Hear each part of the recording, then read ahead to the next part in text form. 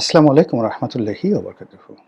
সম্মানিত দর্শক, জ্বালানি তেলের মজুদ, সরবরাহ, বিক্রয়, বিপণন এগুলো নিয়ে যা কিছু হচ্ছে রীতিমতো ভেলকিবাজি, তেলেস্মাতি এবং সরকারের অসতর্কতা, অদক্ষতা, আমাদের যারা আমজনতা এদের মধ্যে অনেকের অস্থিরতা, অনেকের অসততা এবং অনেকের চক্রান্ত সব মিলিয়ে পুরো দেশ জাতিকে বিপদ এবং বিপত্তির মধ্যে ফেলে দিয়েছে।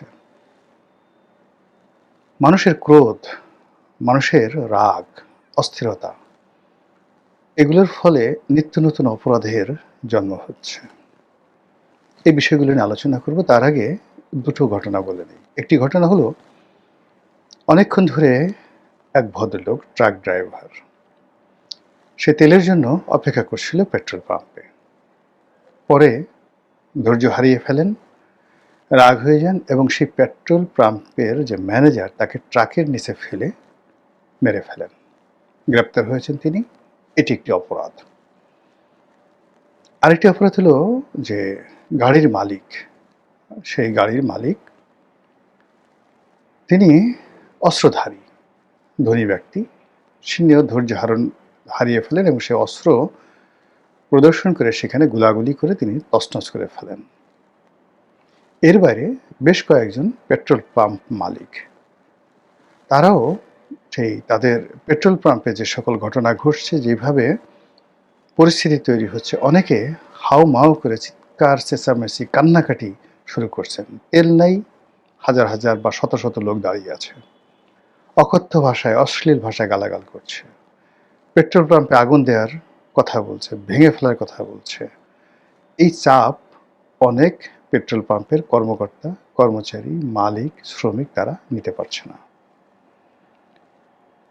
বিভিন্ন ডিপো আমাদের দেশে জানেন যে আমাদের যে তেলগুলো, সেই তেলগুলো সমুদ্র পথে আসে, এখন ভারত থেকে পাইপলাইনের মাধ্যমে আসে এবং এই তেলগুলো ক্রুড অয়েল হিসেবে কিছু আসে, মানে অপরিশোধিত হিসেবে আসে, আর পরিশোধিত হিসেবে আসে। এগুলো আমাদের যে একমাত্র চট্টগ্রামে যে ইস্টার্ন রিফাইনারি আছে, সেখানে রিফাইনারি হয়, যেগুলো অপরিশোধিত, আর যেগুলো পরিশোধিত সেগুলো সরাসরি বাংলাদেশে যে বিভিন্ন ডিপো রয়েছে, বিভিন্ন জায়গাতে ডিপো রয়েছে, 4টি কোম্পানি, পদ্মা, মেঘনা, যমুনা, 3টি কোম্পানি, তেল কোম্পানি।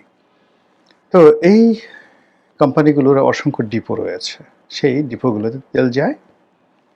আর বিভিন্ন ডিলার, যেমন পদ্মার ডিলার, যমুনার ডিলার, মেঘনার ডিলার, তো এই ডিলারগুলোর মাধ্যমে এই ডিপো থেকে এই কোম্পানিগুলো তেল মানে সারা বাংলাদেশে দেয়। এখন ধরুন এই যে 4টি কোম্পানি, এগুলোর মালিক হলো বাংলাদেশ পেট্রোলিয়াম কর্পোরেশন, বিপিসি। তারা তেল আমদানি করে তারপরে সেগুলো এই কোম্পানির কাছে তারা বিক্রি করে, বিপিসি। আর এই কোম্পানিগুলো তাদের যে সকল ডিলার রয়েছেন, সেই ডিলারের মাধ্যমে সারা বাংলাদেশে সেগুলো তারা সরবরাহ করে এবং এজন্য তাদের নিজেদের গাড়ি আছে। প্রত্যেকটা কোম্পানির এভাবে শত শত এরকম পেট্রোলিয়াম পরিবহন করার গাড়ি আছে। আপনি দেখবেন যে মানে লাল রং দেওয়া, ডেঞ্জারাস, বিপজ্জনক, পদ্মা লেখা, যমুনা লেখা, মেঘনা লেখা। তো এই যে ডিপো থেকে যে এখন যে গাড়িগুলো আসছে, সেই গাড়িগুলো নিরাপদ না। এই গাড়িগুলো যখন পথে চলছে, ড্রাইভার তো চালিয়ে যাচ্ছে, এর পেছনে মোটরসাইকেল চালিয়ে অনেকে সেই পাম্প খুলে নিয়ে নিচ্ছে। অনেকে মাঝপথে সেই লরি, বিভিন্ন কোম্পানির লরি আটকে সেখান থেকে তেল তারা ছিনতাই করে নিয়ে যাচ্ছে। এগুলো খবরে আসছে না, কিন্তু অসংখ্য ভিডিও ফুটেজ আমরা দেখতে পাচ্ছি। এরপরে যে কাজ হচ্ছে, সেই কাজটা হলো, বিভিন্ন পেট্রোল পাম্পে ধরেন যারা চাকরি করে, সব কর্মচারী তার ভালো না, কিছু কর্মচারী অসৎ, তারা ওই ওজনে কম দিবে।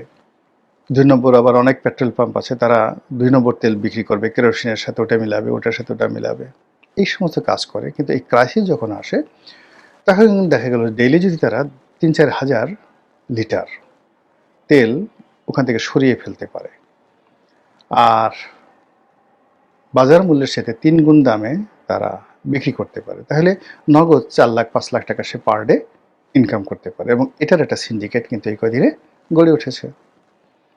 যারা পেট্রোল পাম্প কর্মকর্তা কর্মচারী তারা। এর বাইরে যারা খুদে ব্যবসায়ী, কারো হয়তো সে বলতেছে যে আমার একটা জেনারেটর আছে, আমার একটা অমুক আছে, এই কথা বলে বিভিন্ন পেট্রোল পাম্প থেকে হয়তো 50 লিটার নিয়ে গেল, হয়তো 100 লিটার নিয়ে গেল। তো নিয়ে যাওয়ার পরে এইভাবে যদি 1 লাখ লোক সারা বাংলাদেশে তারা এই 50 লিটার 100 লিটার করে নিয়ে ছোট ছোট বোতলে ভরে 2 লিটার 3 লিটার বোতলে ভরে তারা রাস্তায় যদি বিক্রি করে, তাহলে কম করে হলে ধরুন 3 লাখ লিটার তেল এরকমভাবে রাস্তায় এই মুহূর্তে আছে মিনিমাম। আর যারা বড় মজুত করেছে 35,000 40,000 1 লাখ লিটার পর্যন্ত বিভিন্ন মানুষ মজুত করেছে। ফলে তেলের যে ক্রাইসিস, এই যে ক্রাইসিস এটা কৃত্রিম এবং আমাদের অভ্যাসের কারণে আমরা এই কাজগুলো করে চলছি, নিজের অস্থিরতা দেখাচ্ছি, অনেকেই মন্দ কাজগুলো করছে, আর এই বিষয়গুলো সরকার নিয়ন্ত্রণ করতে পারছে না। এর ফলে এই তেল নিয়ে একটা নতুন অপরাধ জগৎ তৈরি হয়েছে। সরকার বলছে তেল বাংলাদেশ থেকে পাচার হয়ে ভারতে যাচ্ছে, এর কারণ হলো ভারতে বাংলাদেশের তেলের চেয়ে ওখানে মূল্য বৃদ্ধি, মানে মূল্য বেশি। অস্বাভাবিক নয়। হাজার হাজার লাখ লাখ, মানে যেখানে একটা পেঁয়াজ চোরাচালানি হয়, 1 কেজি পেঁয়াজ চোরাচালানি হয়, 10 কেজি চিনি চোরাচালানি হয়, তো সেখানে ডিজেল পেট্রোল তো অনেক আগের থেকে আমাদের সীমান্তে চোরাকারবারির পণ্য হিসেবে ব্যবহৃত হয়ে আসছে, আজকে না, সেই স্বাধীনতার পর থেকেই। তো কাজে এই ক্রাইসিস মোমেন্টে বাংলাদেশের তেল সীমান্ত পাড়ি দিয়ে ভারতে যাচ্ছে, অস্বাভাবিক না, কিন্তু দায়িত্ব তো সরকারের, তারা অভিযোগ করলে তো হবে না।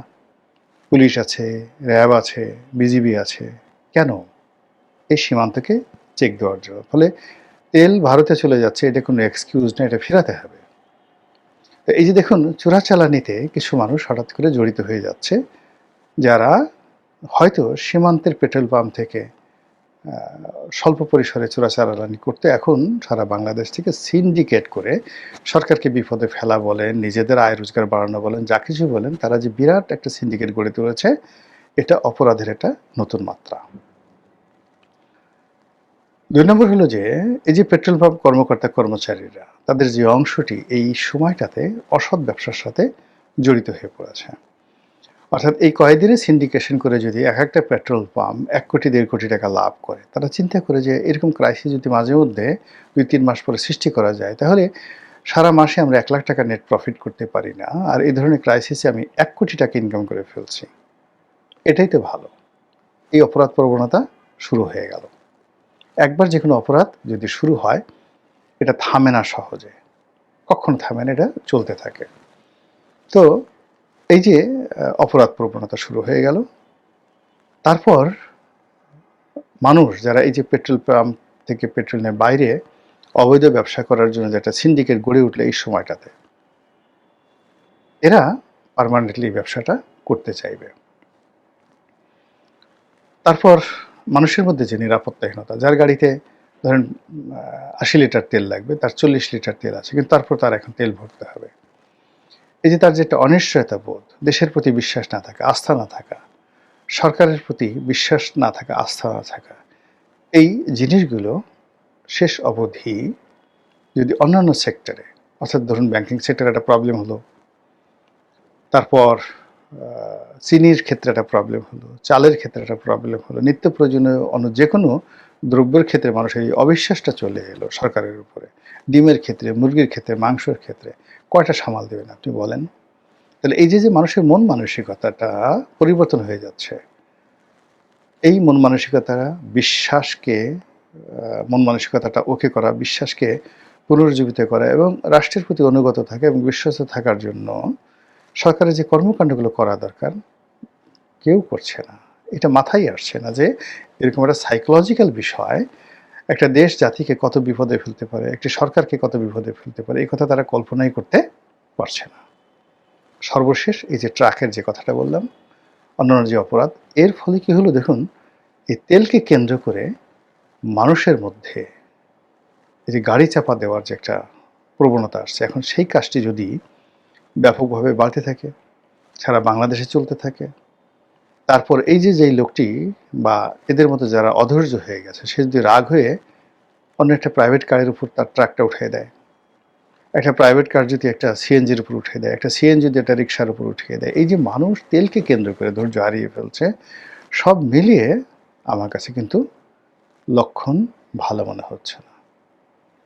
মহান আল্লাহ আমাদের সবাইকে হেদায়েত দান করুন এবং হেফাজত করুন। আসসালামু আলাইকুম ওয়া রাহমাতুল্লাহি ওয়া বারাকাতুহু।